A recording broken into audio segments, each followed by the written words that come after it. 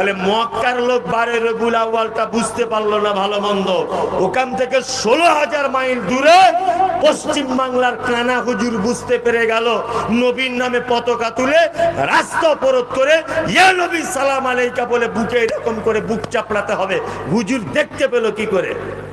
মক্কা মদিনার লোক বুঝতে পারলো না বারে রবিউল আউয়াল কাকে বলে। আর এই চিটিংবাজ এখানে বুঝতে পেরে গেল যে এখানে নবী দিবস পালন করতে হবে। আমি এ কথা বলেছি, আল্লাহর নবীর মদিনাতে 10,000 সাহাবীর কবর, একজনের কবরেও একটাও মাজার করা নেই, একজনের কবরেও চাদর চড়ানো নেই।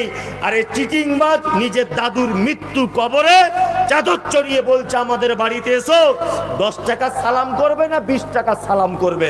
তাবিজ নিতে আসছে, বলছে 200 টাকার তাবিজ দিব না 500 টাকার দিব। ও টাকার উপরে তাবিজের কাজের নির্ভর করে, পাক্কা চিটিংবাজ। এর থেকে দূরে থাকবে। 300 হিজরি পর্যন্ত শবে বরাত ছিল না, 300 হিজরি পর্যন্ত মাযহাব ছিল না, 300 হিজরি পর্যন্ত নবী দিবস ছিল না, 300 হিজরি পর্যন্ত 12 রবিউল আউয়াল ছিল না। তারও 150 বছর পরে মাযহাবের জন্ম হয়েছে। তার মানে মুহাম্মদ সাল্লাল্লাহু আলাইহি ওয়াসাল্লাম পৃথিবী থেকে চলে যাবার 450 বছর পরে মাযহাবের জন্ম। ভালো করে বোঝার চেষ্টা করবেন। তা আমরা 450 বছর পরের জন্ম, 450 বছর পরের ইবাদত করব, না যে ইবাদত মুহাম্মদ সাল্লাল্লাহু আলাইহি ওয়াসাল্লামের সঙ্গে যুক্ত রয়েছে সেই ইবাদতটা নিয়ে মাথা গরম করব? কোনটা? মুহাম্মদ সাল্লাল্লাহু আলাইহি ওয়াসাল্লামের সঙ্গে যার সম্পর্ক রয়েছে এই ইবাদত নিয়ে চলবো।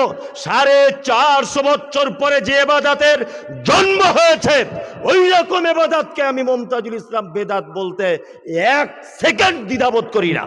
ওই জন্য সোশ্যাল মিডিয়াতে বলেছি শবে বরাত তো দূরের কথা, 14 গোষ্ঠী পচা বেদাত। কারণ আল্লাহ নবী সাল্লাল্লাহু আলাইহি ওয়াসাল্লাম মারা যাবার 450 বছর পরে শবে বরাতের জন্ম। তুমি আমাকে গালি দেওয়ার আগে দয়া করে বলছি তুমি ইতিহাস পড়ো। আমার মা বোন তুলে গালি দেওয়ার আগে দয়া করে বলছি তুমি ইসলামের ইতিহাস জানো, তবে তুমি এই কথা আমাকে গালাগালি দিও, তাছাড়া গাল ঘুরিয়ে তোমার কাছে চলে যাবে। চলুন, কোরআনে একটা আয়াত বলে এসেছি, আপনার মাথায় ঢুকেছে কি জানি না। সেটা হচ্ছে এই, আল্লাহ সুবহানাহু ওয়া তাআলা বলছেন উলিল আমরি মিনকুম, তোমাদের ভিতরে যারা নেতা রয়েছে। একটা কথা বলি, এখানে আল্লাহ শব্দ ব্যবহার করেছেন বহু বচন, উলি শব্দটা বহু বচন, তার মানে নেতা অনেকজন হবে। আপনি কেন মাস্টারি করে বলতে চাচ্ছেন আমি ইমাম আবু হানিফা ছাড়া কাউকে মানি না? এই কথা যদি বলেন তাহলে আপনার ঈমান চলে যাবে। আল্লাহর কোরআনের এই আয়াতের আপনি অপব্যাখ্যা করছেন। ওই জন্য আমরা আহলে হাদিসরা বলি এ কথা, আমরা 4 ইমামকেই মেনে চলি। কি বললাম বুঝলেন? 4 ইমামকেই মেনে চলি। ইমাম আবু হানিফার কথা যদি মুহাম্মদ সাল্লাল্লাহু আলাইহি ওয়াসাল্লামের কথা হয়, ইমাম শাফির কথা যদি মুহাম্মদ সাল্লাল্লাহু আলাইহি ওয়াসাল্লামের কথা হয়, ইমাম আহমদ বিন হাম্বলের কথা যদি মুহাম্মদ সাল্লাল্লাহু আলাইহি ওয়াসাল্লামের কথা হয়, অবশ্যই আমরা মানতে বাধ্য। ইমাম তো দূরের কথা, এই রাস্তার একটা পাগলও যদি একটা সহিহ হাদিস বলে ইনশাআল্লাহ আমরা মানতে কোনো রকমের অসুবিধা করব না। কিন্তু আমরা অন্ধবিশ্বাস করি না। হ্যাঁ, বলছি হাদিসে আছে, বলছে হুজুর বলেছে। কত বড় বদমাইশ! আমি কোন এক বক্তব্যে বলেছি মিনহা খালাকনাকুম ওয়া ফিহা নুঈদুকুম ওয়া মিনহা নুখরিজুকুম তারাতান উখরা। এই বলে মাটি দেওয়া যাবে না, বেদাত। বিসমিল্লাহ বলে মাটি দিতে হবে, এটাই চূড়ান্ত। ভারত বাংলাদেশের এই মুহূর্তে বাঙালিদের সবথেকে বড় আলেম বাংলাদেশের মাটিতে আপনারা জানেন ডাক্তার আসাদুল্লাহ গালিব। ভারত, পাকিস্তান, বাংলাদেশে যত বাঙালি বসবাস করে, যদিও বাঙালি পশ্চিম বাংলার বাংলাদেশে আছে, পাকিস্তানে নেই, তারপরেও যারা আছে অনেক সময় তো দেশ ভাগের সময় চলে গেছে অনেক মানুষ, যদিও বা তারা থেকে থাকে। এই মুহূর্তে 10 জন বড় আলেমের ভিতরে একজন হচ্ছে ডাক্তার আসাদুল্লাহ গালিব বাংলাদেশ। আপনারা জানেন সারা পশ্চিম বাংলার এই মুহূর্তে 10 জন বড় আলেমের ভিতরে একজন বড় আলেম, তিনি রয়েছেন আব্দুল হামিদ ফাইজি আল মাদানী হাফেজাহুল্লাহ।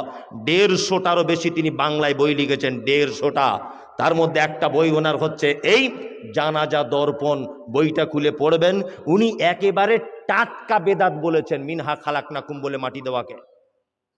কারণ এটা মুহাম্মদ সাল্লাল্লাহু আলাইহি ওয়াসাল্লাম থেকে বর্ণিত নেই। কোন এক জায়গায় জানাজা পড়তে গেলাম, জানাজা পড়তে যাওয়ার সময় একজনা বলছে সবাই দোয়া করুন, মিনহা খালাকনাকুম ওয়া ফিহা নুঈদুকুম, জোরে জোরে বলুন।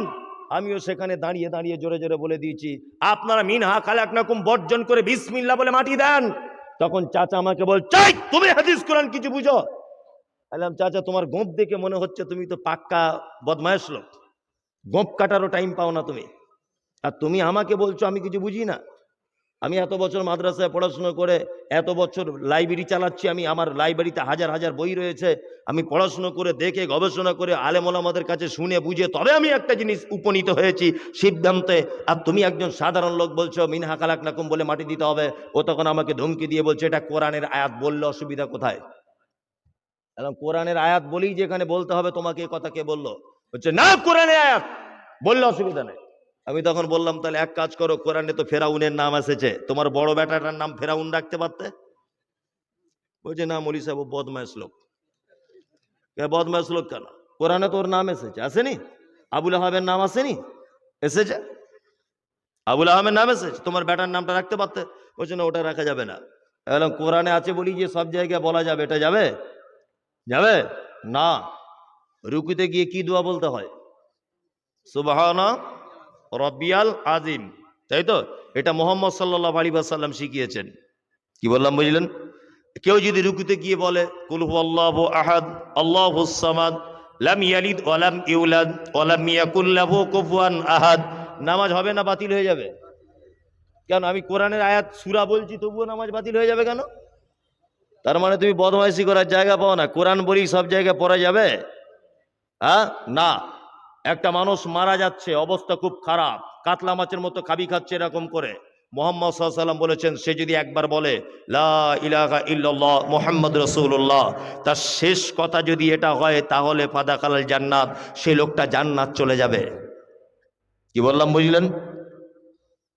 আপনার বাপ বিছানায় শুয়ে আছে, মারা যাবে 2-5 মিনিটের ভিতরে, আপনার উচিত হবে যে আপনি তার পাশে বসে বসে একা একাই বলুন লা ইলাহা ইল্লাল্লাহ লা ইলাহা ইল্লাল্লাহ, বারবার বারবার আপনি বলুন, তবে আপনার বাপকে বলতে বলবেন না, কারণ ও মৃত্যু যন্ত্রণায় ছটফট করছে। ও যদি বিরক্ত হয়ে একবার লা ইলাহাকে গালি দিয়ে বসতেও তো পারে, তার তখন জান বার হবার টাইম। ওই জন্য মৃত্যু মানুষকে আদেশ করতে হবে না, আপনি নিজের মুখে বলুন। ও যদি আপনার বলাতে আল্লাহর পক্ষ থেকে একবার যদি ও বলে দেয় তাহলে থাকার জায়গা জান্নাত। এতটুকু কথা মুহাম্মদ সাল্লাল্লাহু আলাইহি ওয়াসাল্লাম তিনি বলেছেন। আর ওর আব্বা যখন বিছানাতে শুয়ে মারা যাচ্ছে, ও তাড়াতাড়ি করে একদম মোটরসাইকেল নিয়ে মাদ্রাসায় চলে গিয়ে বলছে হুজুর আব্বা যায় যায় ভাব। হুজুর তখন বলছে তাহলে 4 জন ছেলে পাঠিয়ে দিচ্ছি আমি।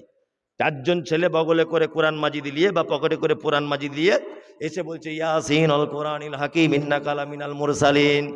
একদম মারা যাবার পরই ওর অ্যাকশন শুরু হয়ে যাবে ওই ইয়াসিন পড়ার কারণে। কি বলছি বুঝতে পারছেন? মুহাম্মদ সাল্লাল্লাহু আলাইহি ওয়াসাল্লাম শিখিয়েছেন লা ইলাহা ইল্লাল্লাহ, আর হুজুর বলছে ইয়াসিন সূরা পড়তে হবে মরা মানুষের পাশে। অনেক জায়গাতে হচ্ছে কি হচ্ছে না? হচ্ছে। আল্লাহু আকবার। শিখিয়েছেন কে? মুহাম্মদ সাল্লাল্লাহু আলাইহি ওয়াসাল্লাম। খুব সাবধানে থাকবেন। আল্লাহ সুবহানাহু ওয়া তাআলা বলছেন উলিল আমরি মিনকুম, তোমাদের ভিতরে যারা উলিল আমর আছে তারা বর্তমানে বেঁচে থাকতে হবে। যে সমস্ত ইসলামিক স্কলাররা বেঁচে আছে, কোনো ব্যাপারে সমস্যা পড়লে তাদের কাছে যেতে হবে। ইমাম আবু হানিফা বেঁচে আছে, ইমাম শাফি বেঁচে আছে, ইমাম আহমদ বিন হাম্বল বেঁচে আছে? বেঁচে নেই। তাহলে এখন যদি কোনো ব্যাপারে ইসলামিক কোনো ব্যাপারে সমস্যা দেখা দেয়, আমরা জীবিত আলেমদের কাছে যাব জানতে। কি বললাম বুঝলেন? জীবিত মানুষদের কাছে জানতে যাব।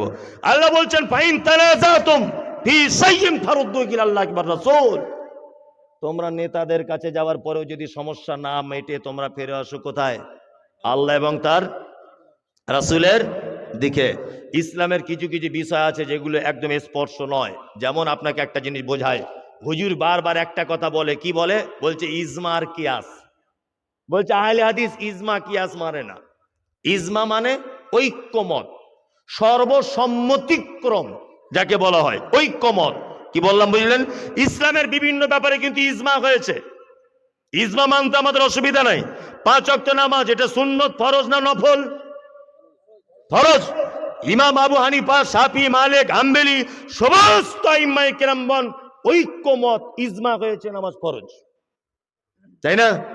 এইবার আপনাকে একটা কথা বলি, আমি মমতাজুল ইসলাম, আমার টাকা অনেক, কিন্তু আমি অসুস্থ, আমি অসুস্থ, তাই তো?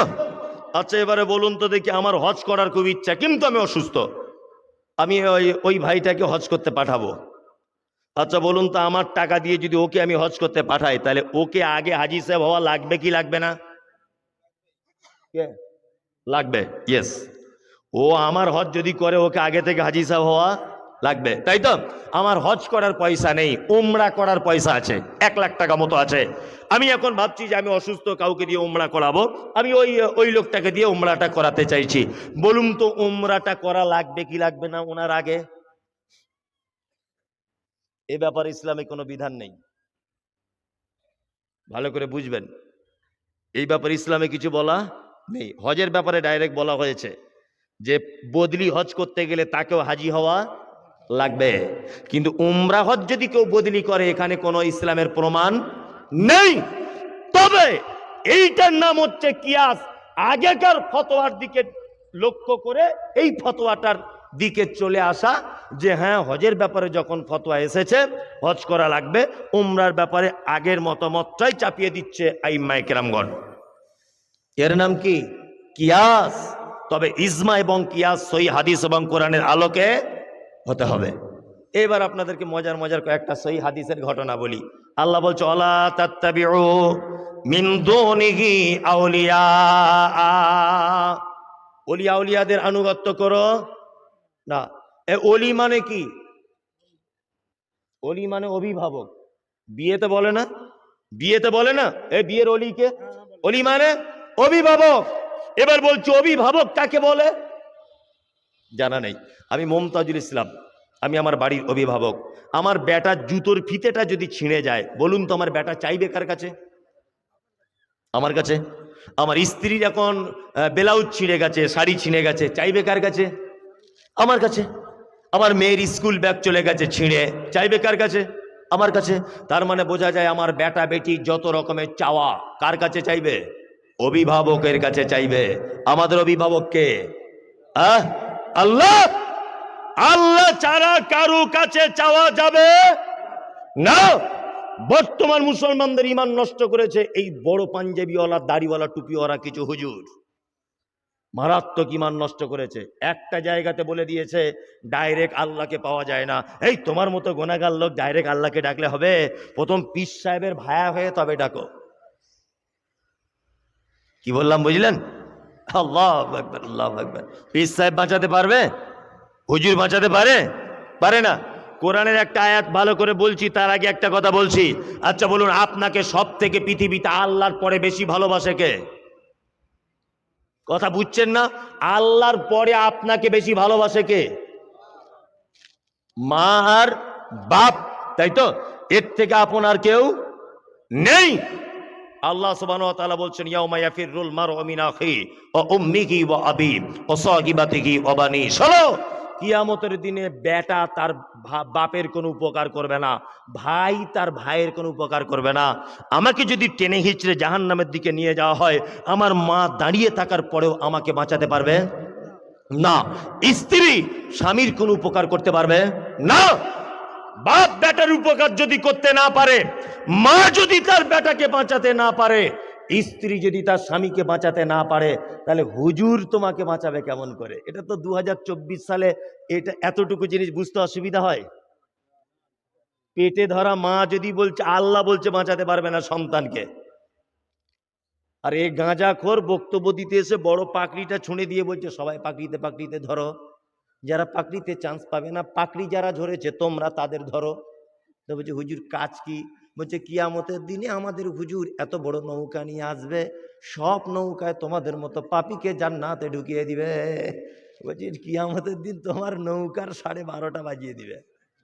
বিয়াদব কোথাকারে, মা তার বেটাকে বাঁচাতে পারে না। মানুষ কত বোকা 2024 সালে। আমার বইয়ের বাচ্চা হয় না, যাচ্ছি পীর সাহেবের কাছে, আর পীর সাহেবের বইয়ের বাচ্চা হয় না, প্লেনে করে সিঙ্গাপুরে যাচ্ছে। কত বড় চিটিংবাজ, বুঝতে পারছেন তো? আমার বইয়ের ছেলে হয় না বলে আমি যাচ্ছি মাদুলি আনতে, আর ওর বইয়ের যখন ছেলে হয় না তখন যাচ্ছে ওই আপনার চেন্নাই ডাক্তার দেখাতে।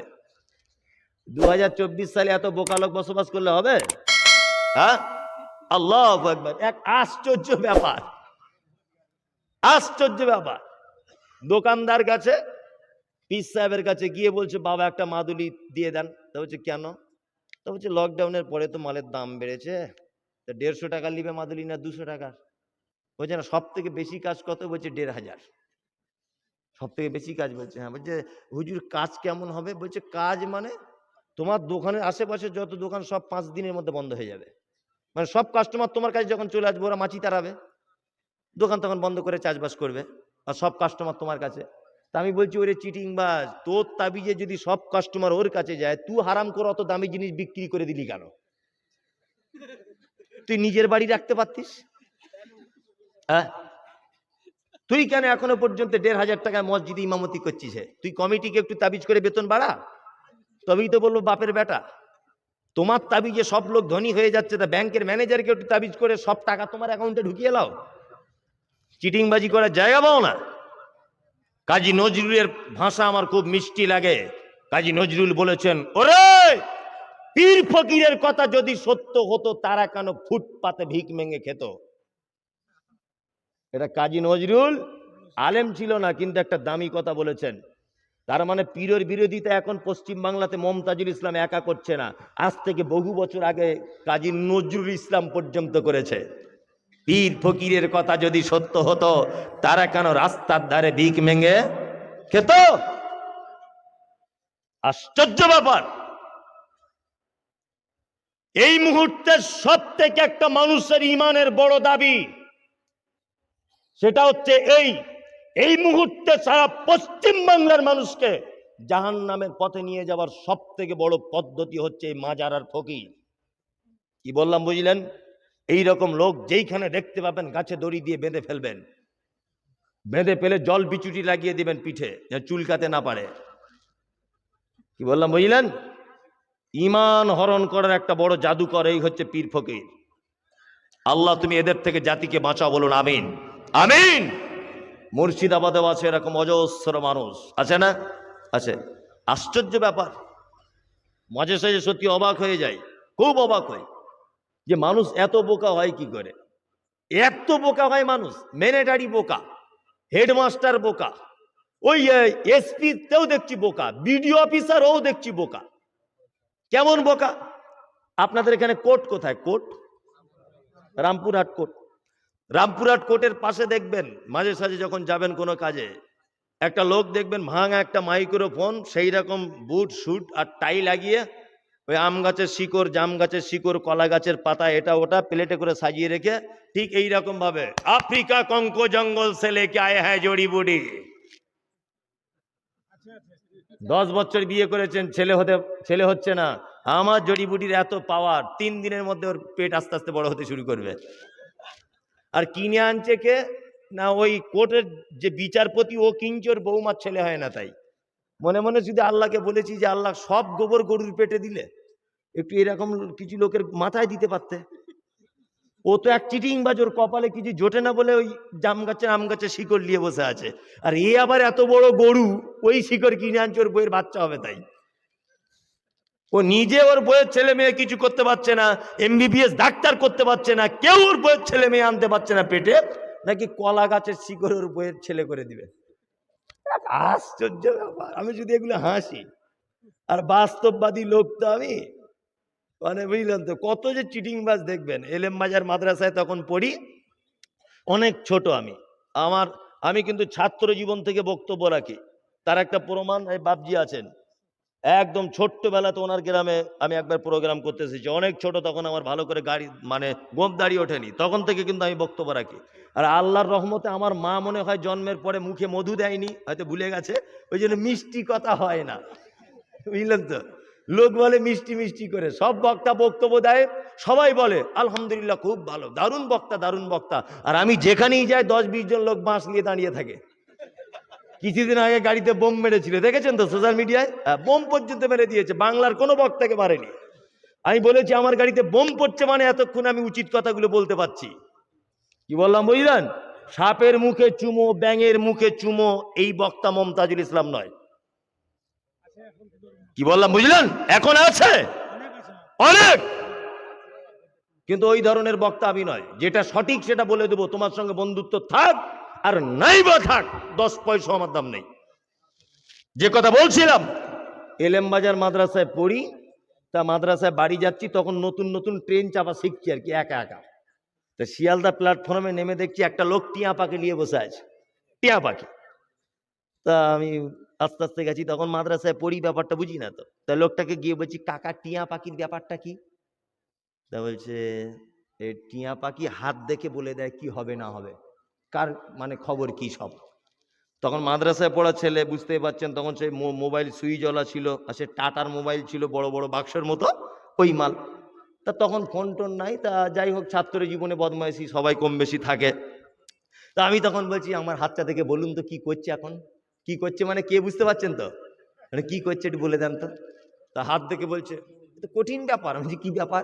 বলছে এ তো জানলা ভেঙে চলে আসার লাইন। বলছি এটাই তো আমি চাইছি, যে ও জানলা ভেঙে চলে আসুক আমার বাড়ি, আর পড়াশুনো করবো না, মাদ্রাসায় বিয়ে করে নেবো। মনে মনে ভাবছি চিটিংবাজদের কেমন, এ দেখুন। বলছে এই যে দাগটা বাম দিকে গেছে না, তার মানে তোমার বাড়ির দিকে আসার চান্স আছে। তাহলে কি করা যাবে? তখনকার দিনে 5 টাকা, বলছে 5 টাকা দাও, একটা মাদুলি করে দেবে, 1 সপ্তাহের মধ্যে তোমার ঘরে চলে আসবে। 5 টাকা দিয়ে মাদুলি নিয়েছি, অপেক্ষা করছি বাড়িতে কখন আসবে কখন আসবে। মাদ্রাসায় যাবো না, খুব মজা হবে, বিয়ে করে নেবো, মনে মনে ভাবছি আর কি। আর যেটা হয় আর কি ইয়ং বয়সে। আগে তবু ফোনে রিং হচ্ছিল, এখন সুইচ অফ। তাবিজ লোবার পরের দিন থেকে তার টেনশন বেড়ে গেল। তা আবার মাদ্রাসায় যাচ্ছি, মনটা খুব খারাপ করে, যে লোকটার সঙ্গে দেখা হলে ওকে কিছু ঝাড়বো। তা লোকটা দেখছি ওই জায়গাটাতে বসে আছি, কাকা তোমার সে তাবিজে কি হলো বলো তো দেখি, ঘটনা তো খুব খারাপ। তা বলছে আর একবার দেখি হাতটা দেখে বলছে, ওই যে শালা দাগটা যা দেখেছিলাম একটু হালকা বেঁকে গেছে। বেঁকে গেছে মানে? বলছে আমি এদিকে 5 টাকার তাবিজ দিয়ে ওকে টেনে আনার লাইন করছি, ওর মা আবার অন্য জায়গায় 20 টাকার তাবিজ দিয়ে আটকে রাখার তাবিজ করেছে, দুটো তাবিজ মারামারি লেগে গেছে। যার দাম বেশি তার কাজ বেশি, ওই জন্য আসতে চাইছে না। তা তুমি 25 টাকার তাবিজ নাও, দেখবে কাজ হয়ে যাবে। মানে ওর মায়ের থেকে 5 টাকা বেশি থাকতে হবে। মাদ্রাসার ছাত্র তো, ও তো জানে না মাদ্রাসার ছাত্র কত খাতারনাক হয়। মাদ্রাসার ছাত্র তো যা খাতারনাক, যারা অর্ধেক পড়ে ছেড়ে দিয়েছে, তারা যদি এই রাস্তা দিয়ে চলে, ইবলিস শয়তান ওই দিক দিয়ে চলে, উল্টো দিকে, যে তার মানে আসছে খাতারনাক চিজ এবার, যে অর্ধেক ছেড়ে দিয়েছে। আমি তখন বলছি, বাবা হাত থেকে যখন সব তুমি বলে দিতে পারছো, এক কাজ করো, আজকে রাজ্য সরকারের লটারিতে ফার্স্ট প্রাইজ কোন নাম্বারে বাঁধবে একটু বলে দাও, সেই টিকিটটা কাটবো। বলছি ওটা বলা যাবে না, যে পাক্কা চিটিংবাজ। কার বউ চলে যাচ্ছে, কার সঙ্গে কার প্রেম ভালোবাসা, তুমি এটা বলে দিতে পারো, আর কোন প্রাইজ ফার্স্ট প্রাইজ হচ্ছে কোন নাম্বার এটা বলতে পারবে না? কখনোই নয়। এদের পাল্লায় পড়বেন না। এই সমস্ত যত রকমের আল্লাহর অলি নামের ভণ্ড রয়েছে, আল্লাহ তুমি এদের থেকে জাতিকে হেফাজত করো, বলুন আমিন। আমিন। সব চিটিংবাজ চোর 2 নম্বরই, এছাড়া আর কিছু নয়। সব টাকার খেলা, এছাড়া আর কিছু নয়। আশ্চর্য হয়ে যাবেন, আল্লাহ তাআলা বলছেন, ওয়ালা তাত্তাবিউ, আনুগত্য করবে না, মিন দুনিহি আউলিয়া, ওলি আউলিয়াদের আনুগত্য করা যাবে না। তবে অরিজিনাল ওলি আউলিয়ারা আছে, ছিল না? হযরত আবু বকর, হযরত ওমর, হযরত আলী, হযরত উসমান, আল্লাহর ওলি ছিল না? আল্লাহর বন্ধু ছিল না? ওলি মানে বন্ধু, আল্লাহর বন্ধু ছিল না? ছিল। আমরা যদি ওলি আউলিয়াদের ঘটনাই যদি শুনি, আজে বাজে ঘটনা না শুনে সাহাবীদের ঘটনা শুনলে আমাদের জীবনে উপকার হবে কি হবে না? হবে। চলুন তাহলে এবার 2 জন সাহাবীর চমৎকার দুটো ঘটনা আপনাদের সামনে বলে আমি বক্তব্য শেষ করে দেব। এক, হযরত আবু হুরায়রার নাম শুনেছেন? বলছি 1 মিনিট, 1 মিনিট। হযরত আবু হুরায়রার নাম শুনেছেন? শুনেছেন। 3টে বছর মাত্র আল্লাহর নবীর সঙ্গে ছিলেন। কত বছর? 3টে বছর। সব থেকে বেশি হাদিস বর্ণনা করেছেন কে? আবু হুরায়রা রাদিয়াল্লাহু তাআলা আনহু। টাটকা ঈমান এনেছেন তিনি, নতুন ঈমান আনার পরে আসহাবে সুফফাতে তিনি থাকতেন। আর আসহাবে সুফফাতে যে সমস্ত সাহাবীগণ থাকতেন, তাদের খাওয়া দাওয়ার নির্দিষ্ট কোনো কিছু ছিল না। অন্যান্য সাহাবীরা হাদিয়া পাঠাতেন, আসহাবে সুফফা সাহাবীরা খেতেন। হযরত আবু হুরায়রা বলছেন, একদিন এত খিদা লেগেছে, আল্লাহ নবী সাল্লাল্লাহু আলাইহি ওয়াসাল্লাম যে মেম্বারে খুতবা দিতেন, ওই মেম্বারের সাথে টেক লাগিয়ে এরকম করে বসে আছে। কে? আবু হুরায়রা। আবু হুরায়রা ভাবছেন এইভাবে বসে থাকলে তো খাওয়া দাওয়া হবে না, তো একটু রাস্তার দিকে যাই। রাস্তাতে গিয়ে বসে আসেন। ধুলো বালি মাখা অবস্থাতে রাস্তা দিয়ে আসছেন কে? রাস্তা দিয়ে আসছেন আবু বকর সিদ্দিক রাদিয়াল্লাহু তাআলা আনহু। আল্লাহর নবীর সাহাবী বলে কথা, ডাইরেক্ট খাদ্য চাইতে পাচ্ছেন না ভিখারীদের মতো। হযরত আবু হুরায়রা আবু বকরকে বলছেন, আবু বকর ভাই, কোরআনের এই আয়াতটা সম্পর্কে কি আপনার জানা আছে? দয়া করে বলুন। হযরত আবু হুরায়রা ভাবছেন আবু বকর আমার দিকে তাকালে বুঝতে পেরে যাবে যে আমি ক্ষুধার্ত। হযরত আবু বকর কোরআনের আয়াতটা বলে দিলেন, চলে গেলেন। হযরত আবু হুরায়রা মনে মনে ভাবছেন তাহলে আর খাওয়া হলো না। হযরত ওমর আসছেন, হযরত ওমরের সঙ্গে আবু বকর আবু হুরায়রার দেখা। হযরত ওমরকে আসসালামু আলাইকুম, হে ওমর ভাই, কোরআনের এই আয়াতটা কোথায় বলো। আবু হুরায়রা ভাবছেন ওমর আমার দিকে তাকাবে, আর আমার এই ক্লান্ত অবস্থা দেখে ওমর বুঝতে পেরে যাবে আমি ক্ষুধার্ত, আর আমাকে ডেকে নিয়ে তার বাড়িতে যাবে, কিছু খেতে দিবে। হযরত ওমর কোরআনের আয়াতটা বলে চলে গেলেন। সবার শেষে আসছেন রাস্তা দিয়ে কে? না বিশ্ব নবী জনাবে রাসূলুল্লাহ সাল্লাল্লাহু আলাইহি ওয়াসাল্লাম। রাস্তা দিয়ে আসছেন আল্লাহ রাসূল। আল্লাহ রাসূল আবু হুরায়রাকে দেখে মুচকে হেসে দিয়ে বললেন, আবু হুরায়রা কি ব্যাপার, ধুলোবালি মাখা অবস্থায় বসে কেন? তা আল্লাহ রাসূল বুঝতে পেরে আবু হুরায়রাকে বললেন, চলো আমার পিছন পিছন চলো, বাড়ি চলো। আবু হুরায়রার মুখের বর্ণনা, তিনি বলছেন যে আল্লাহ রাসূল আগিয়ে আগিয়ে চলছেন, আমি আল্লাহ রাসূলের পিছনে পিছনে চলছি। আল্লাহু আকবার।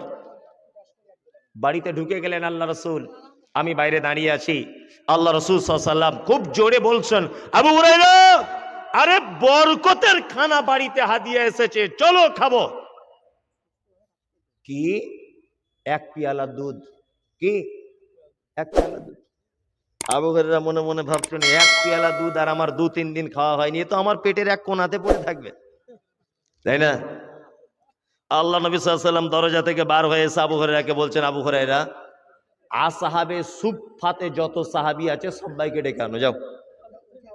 আবু হুরায়রা তো মাথা খারাপ, যে এক পেয়ালা দুধ, আবার আসহাবে সুফফাতে যতজন আছে সবাইকে আল্লাহ রাসূল ডাকতে বলছেন, এই আবার কেমন কথা? আসহাবে সুফফাতে কতজন থাকছিল?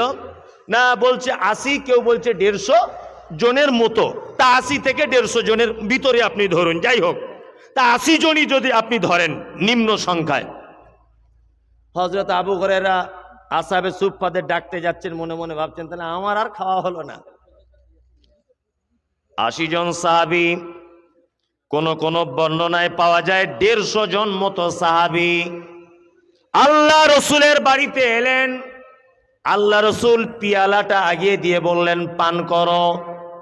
একজনা পান করলেন, আবার পান করো, আর একজন পান করলেন। আবু হুরায়রা তখন ভাবছেন তাহলে আমার আর হলো না, সবাই খেয়ে নিচ্ছে, আমাকে মনে হয় দিবেন আল্লাহ রসুল, মনে মনে ভাবছেন। সবার যখন পান করা হয়ে গেল, তখন আল্লাহ রসুল সাল্লাল্লাহু আলাইহি ওয়াসাল্লাম আবু হুরায়রাকে পিয়ালাটা আগিয়ে দিয়ে বলছেন, আবু হুরায়রা চলো একটু পান করো তো। আবু হুরায়রা দুধ পান করলেন, পেট ভরে গেল। আল্লাহ রসুল বলছেন, আবু হুরায়রা আবার পান করো। আবু হুরায়রা আবার পান করলেন, একদম পেট ফুলে গেল, একদম ভর্তি হয়ে গেল। আল্লাহ রসুল বলছেন, আবু হুরায়রা আবার পান করো। তখন বলছে আল্লাহ রসুল, আমার পক্ষে আর সম্ভব নয়, আমার পক্ষে আর সম্ভব নয়। আবু হুরায়রা বলছেন, আমি 2বার পান করার পরেও আমি পিয়ালার দিকে তাকিয়ে দেখছি দুধ যেমনকার তেমনই রয়েছে। সুবহানাল্লাহ, সুবহানাল্লাহ। যদি আল্লাহর ওলিদেরই ঘটনা বলতে হয়, আমরা এই সমস্ত ঘটনাগুলি শুনবো, সহিহ হাদিসে আছে, তাই না? এই হাদিস থেকে একটা শিক্ষা দিব, শিক্ষা দিই, কেউ আবার রাগ টাগ করিয়েন না। এক, মদিনার তখন রাষ্ট্রীয় প্রধান ছিলেন কে?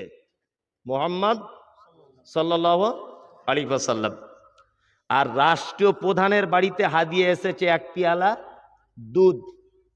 আর আল্লাহ নবী সাল্লাল্লাহু আলাইহি ওয়াসাল্লামের অধীনে ছিলেন কারা? আসহাবে সুফফার সাহাবীরা। আচ্ছা বলুন, আল্লাহ রসুল তো তখন নেতা, মুখ্যমন্ত্রী মদিনার, ইচ্ছা করলে তো আবু হুরায়রার আল্লাহ নবী 2 জনে এক জায়গায় বসে এক পেয়ালা দুধ ভাগ করে খেয়ে নিতে পারতেন, পারতেন কি পারতেন না? নেতার চরিত্রে দেখুন, মুহাম্মদ সাল্লাল্লাহু আলাইহি ওয়াসাল্লাম বলছেন আসহাবে সুফফার সবাইকে ডেকে আনো। যাই হবে এক ফোঁটা করে হলো সবাই মিলে ভাগ করে পান করি, এর নাম নেতা। আর আমাদের 20 বস্তা চাল এসেছে, 15 বস্তা আগেই বিক্রি করে দিয়ে এসেছে অন্য জায়গায়। পায়খানা ঘরের টাকা সরকার থেকে দিচ্ছে গরিব মানুষের 3,500, ওর থেকেও 500 টাকা মেরে দিয়েছে। মানে পায়খানা ঘরের টাকাও চুরি। এই তো নেতাদের চরিত্র, চরিত্র নয়।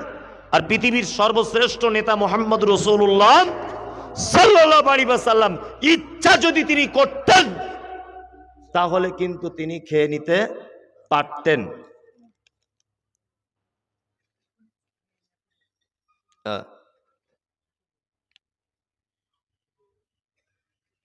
আপনি তো মসজিদের ইমাম সাহেব না? কে দিলেন?